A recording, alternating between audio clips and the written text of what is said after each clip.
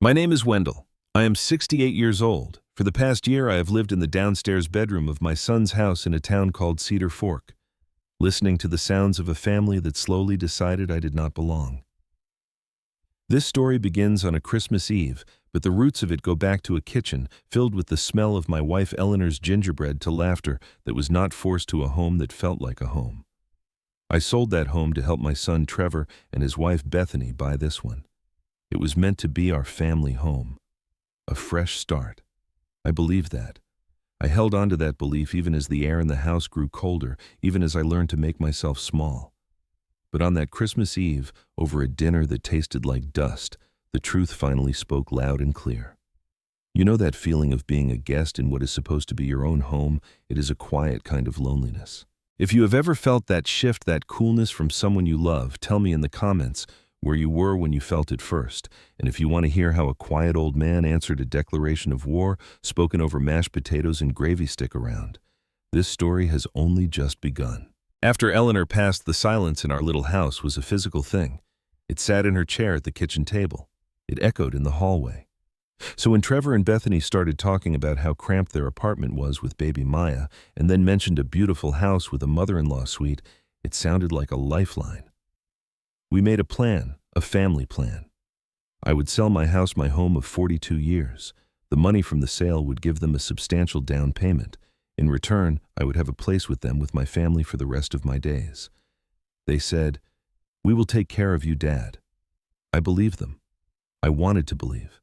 The move was a storm of cardboard boxes and difficult goodbyes. I gave away furniture, donated piles of things, stored a few precious boxes. Moving into the new house felt hopeful. I fixed a sticky window in the sunroom. I built a tree swing for Maya in the backyard. For a few weeks, it felt like a beginning. But the cracks started small, almost invisible. I am an early riser. They are night owls. My world is neat, orderly. Bethany exists in a creative chaos of fabric samples, sketchbooks, and half-empty coffee mugs that migrate through the house. I would tidy the living room, plump the cushions. She would later say with a tight smile, "Dad, please, you do not have to do that. I have a system." I would hear the leaky faucet in the guest bathroom dripping all night and replace the washer before breakfast. Trevor would find me and say, "You should have told me, I would have called a plumber." His tone was not grateful. It was annoyed, as if my competence was a subtle criticism of his. One evening, I overheard them through their closed bedroom door. Bethany's voice, strained, said, "He rearranged the spices in my cabinet again. It is my kitchen, Trevor. And my son, my own boy," replied with a weary sigh. "Just ignore it. He is trying to help. He is trying to help." But the way he said it, it did not sound like a defense. It sounded like managing a problem. That was the first time I felt a chill that had nothing to do with the weather. The holidays approached, and the pressure in the house built like a low-pressure system before a storm. Bethany was in charge of Christmas, a modern Christmas, as she called it. When I offered to make Eleanor's famous cinnamon rolls for Christmas morning, she waved a hand. "Too much sugar, Dad, and honestly, too much work. We are keeping it simple this year." Simple meant no family traditions, just a generic store-bought version of cheer. One afternoon, I was in the garage looking for a screwdriver when I found a stack of unopened mail. On top was a credit card statement for Trevor with a minimum payment that made my stomach drop. That evening, I heard him complaining about the new SUV payment. I made a gentle offer. "Trevor, if things are tight, I can help more. I have my Social Security." He looked at me, his face a mask of frustration. "Dad, we are not your responsibility anymore. We are adults. We can handle it." The words were a door slammed in my face. The only pure light in that house was my granddaughter Maya. She was 7, all curiosity and sticky fingers. She would climb into my lap after school and tell me about her day. We built birdhouses together in the garage. One afternoon, as we were painting one, she looked up at me with those big, serious eyes and said, "Grandpa, are you sad?" I told her I was just missing Grandma. She nodded, then whispered, "Mommy says you are too much work sometimes. She says it makes her tired." That sentence, delivered with a child's brutal honesty, was a knife to the heart. It was the confirmation I'd been avoiding. That night, I didn't feel sad. I felt a strange, cold clarity. I began to pay attention, really pay attention. I started a small notebook. Not out of spite, but out of a need to see the reality. I wrote down the amounts I transferred to the joint account for groceries and utilities. I noted the days I picked up Maya from school, the small repairs I made. I began to feel less like a grandfather and more like an unpaid, unappreciated employee. And I knew deep in my bones that this could not last. An old tree can feel a storm coming in its roots. I could feel it in mine. Christmas Eve arrived. The house was decorated, but it felt like a stage set. Everything was perfect and perfectly cold. Dinner was on the table. It was catered, served on fancy dishes. There were no prayers, no stories about Christmases past, just the clink of silverware.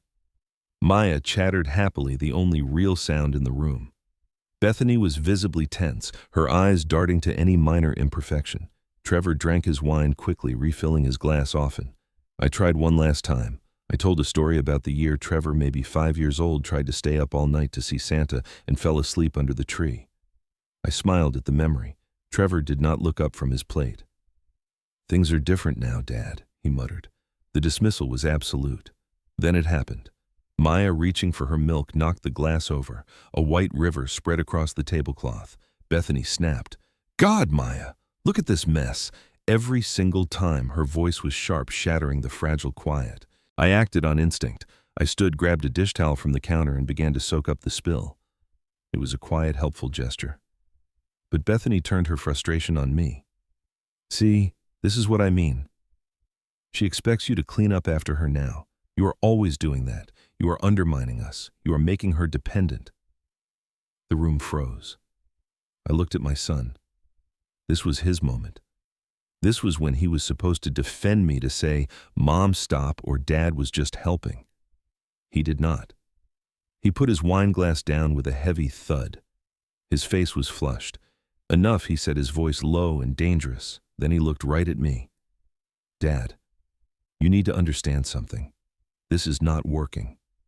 We have tried. But having you here, it is a burden, a constant adjustment. We want to live our own lives without this tension, without feeling guilty for wanting our own space." The word hung in the air between us. Burden. It was not shouted. It was stated, a cold, hard fact in his mind. I looked at him, at this man who used to fall asleep on my chest. I felt nothing. No anger, no sorrow. Just a vast, empty clarity. I placed the wet dish towel neatly on the table. I slowly folded my napkin and set it beside my plate. My movements were calm, precise. "Thank you for the dinner," I said, my voice eerily steady. I looked at Maya, whose eyes were wide with fright. "Good night, my sweet girl." And then I walked out of the dining room, leaving a silence behind me so complete it was deafening. I did not go to my room to cry. I sat on the edge of my bed in the dark, and I thought. The pain was there, a deep, old ache, but it was buried under a mountain of practical certainty. The illusion was gone. The contract was broken. I was now a burden in residence, and that was an untenable position. I turned on my bedside lamp. I took out my notebook and a fresh sheet of paper. At the top I wrote "exit plan," and I began to list in my careful carpenter's handwriting everything that needed to be done. First, separate finances. Second, secure independent housing. Third, establish legal visitation with Maya. Fourth, execute. I worked until the early hours, the list becoming a blueprint for my freedom. The next morning, Boxing Day, I dressed in my best shirt and slacks. I heard Trevor and Bethany moving around in the kitchen, their voices hushed. They probably expected tears, a confrontation, a plea. I gave them nothing. I said I was going out. I did not say where. My first stop was this bank. I met with a financial advisor, a young woman named Chloe. I explained calmly that I needed to separate all my funds from a joint account. I wanted my own checking and savings accounts. I revoked Trevor's authorized user status on my credit card. I requested printed statements for the past year. As I waited, I saw the transactions. The large monthly transfer from me for the mortgage, the smaller ones for utilities, and then 2 months ago, a $5,000 withdrawal from the joint account by Trevor labeled Home Improvement. I looked around the house in my mind. No new improvements. I said nothing. I just filed the paper away. Next, I drove to the Oaks, a seniors community I had seen advertised. The apartment was small, clean, with a little balcony. It was quiet. It was mine. I signed a lease starting January 1st. I went to a storage facility and rented a small unit. Then I went home. It was late afternoon. I found Trevor and Bethany in the living room, the TV off, sitting in strained silence. They looked up wary. I stood in the doorway, my posture straight. Trevor, Bethany. I have made some decisions following last night's conversation. My voice was clear, devoid of emotion. You were correct. This arrangement is no longer tenable. Therefore, I will be moving out. I've secured an apartment at the Oaks effective the 1st of next month. Until then, I will stay here, but I will no longer contribute to the household finances as my resources are now needed to establish my own household. The color drained from Trevor's face. Bethany's hand flew to her mouth. What, you are moving out? How can you? Trevor stammered. Dad, you cannot be serious. What about the money? The bills? The mortgage? Ah, I thought. There it is, the heart of the matter, I explained as if to a business partner. The money from the sale of my house was a gift contingent on a shared life and mutual care. That agreement is void. You will need to manage the mortgage and bills with your own income from now on. I have also retained a lawyer to draft a formal visitation agreement for Maya. I expect we can be civil about this. Then I turned and walked to my room. As I closed the door, I heard Bethany's panicked whisper, "Oh my God." Trevor. The car payment. We budgeted with his Social Security. The sound was not of concern for me. It was the sound of a ledger being reviewed and found catastrophically in the red. The days that followed were a strange inversion. I was the picture of calm purpose. I began packing my books, my clothes, the few photos and mementos I had in that room. I bought boxes. I made trips to the storage unit. Trevor and Bethany moved through the house like ghosts, their arguments now hissed behind their own closed door. The weight I had supposedly represented was gone, and in its place was a different, heavier weight they now had to carry alone. I saw the realization dawn in small ways. The lawn began to look shaggy. A light bulb in the hallway stayed burnt out for days. A pile of mail accumulated on the counter unopened. Trevor tried to talk to me again 2 days later. He knocked on my door, his face pale. Dad, can we talk? This is extreme. We had a fight. People say things they do not mean when they are stressed. I was sitting in my chair reading. I put my book down. You meant it, Trevor. And you were right to say it, because it was the truth of how you felt. I would rather have that painful truth than a comfortable lie. It set me free. He stared at me, confused by my calm. But we are family, he pleaded. It does not have to be like this. I'm sorry. I did not know what I was saying. We cannot afford this house without your help. The admission tumbled out naked and desperate.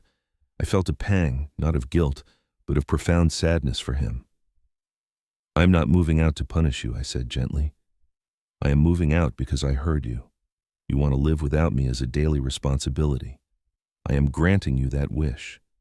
What you do with your finances, your marriage, your life, that is now your burden to carry, and yours alone, just as my life is mine to carry. He started to cry, then deep, shaky sobs of a man realizing the cost of his own words. He talked about the pressure, the fear of failing, the resentment that had built without him even noticing. I listened. I did not interrupt. I did not offer comfort. He needed to sit in that space to understand that the burden was never my presence, but their inability to manage their own lives without a silent subsidy, both financial and emotional. My departure was not creating a crisis. It was revealing one that already existed. On the 1st of January, I moved into my apartment. 2 friends from my old neighborhood helped me move the boxes from storage.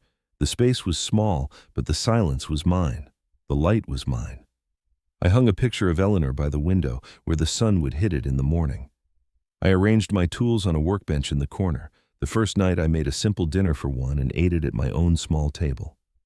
The peace was immense. It was not happiness, not yet. It was relief, deep, bone-deep relief. I established a new routine. I joined the woodworking club at the Oaks and met a man named Arthur, a retired history teacher with a sharp wit. We drank coffee and talked about books. I didn't talk about my family. On Fridays, I picked up Maya from school. That was court-ordered, part of the formal agreement. Those afternoons were golden. We would go to my apartment, and she would have her own drawer for crayons and sketchbooks. We built a dollhouse together, an elaborate Victorian with real shingles. She thrived in the calm. My relationship with Trevor and Bethany found a new, distant rhythm. We met for lunch at a diner once a month. The conversations were safe, polite. How is work? How is school? The weather has been cold. The love was not gone, but it was no longer entangled with resentment and obligation. It had room to breathe. About a year later, they came to my apartment for Christmas Eve just for dessert. Trevor handed me a gift carefully wrapped. I opened it. It was a set of Japanese pull saws, beautiful and precise. He said, "I remembered you always wanted a set like this. I thought you might want to build something again for yourself." I looked at him. He was not the angry, strained man from the dinner table. He was older, a little tired, but his eyes were clear. In that moment, I understood. The gift was not an apology. It was an acknowledgement. He was finally seeing me not as a burden or a responsibility, but as Wendell, a man who builds things. It was the first real gift he had given me in years. Healing did not come in a sudden rush. It came in small moments. The first time I sanded a piece of oak in my apartment, and the smell of wood filled the air, and no one complained about the dust. The first time I slept through the night without listening for an argument. The first time I realized a week had gone by, and I had not felt that familiar knot of anxiety in my stomach. I learned that love, especially family love, should never come with a price tag of obedience or silence. Sometimes the most loving thing you can do is to remove yourself from the equation and let people live with the consequences of their words. It is not about revenge, it is about respect. Respect for them enough to believe they meant what they said, and respect for yourself enough to act on that truth. My son called me a burden. He was not wrong, but he was looking at it backward. The burden was not me. The burden was the unspoken resentment, the unfulfilled expectation, the lie we were all living. I did not prove him wrong by becoming wealthy or famous. I proved him wrong by showing him and myself that I was never the load he needed to carry. I was just a man who needed his own chair at his own table. Do not wait for an invitation to own your life. If you feel yourself shrinking to fit in someone else's house, someone else's mood, someone else's idea of who you should be, build your own room. Even if it is just a room in your heart at first. The space you create for yourself is the greatest gift you can give to those who claim to love you. It teaches them how to love you properly. Now I sit in my quiet apartment, the smell of fresh wood shavings in the air. I can hear children playing outside, and I think of Maya. I hope when she is old, she never has to pack her bags to find her worth. I hope she always knows where it lives. Right here in the choices we make when no one is watching, but everyone will eventually see. If this story of quiet rebellion resonated with you, if you have ever had to choose between keeping the peace and keeping your self-respect, tell me in the comments what you chose. What was your turning point? Share your story below, because there is strength in knowing we are not alone. If this message about finding your own worth mattered to you, please hit the like button. It helps more people find these stories. And subscribe to this channel. I have more tales to tell, more lessons learned the hard way, and I would be honored to share them with you. If you know someone who needs to hear this, maybe someone feeling like a guest in their own life, please share this video with them. It might be the nudge they need. Thank you for listening. Thank you for being part of this community. Remember, no matter your age or your circumstances, your peace is worth protecting. Take care of it. Take care of yourselves. Good night.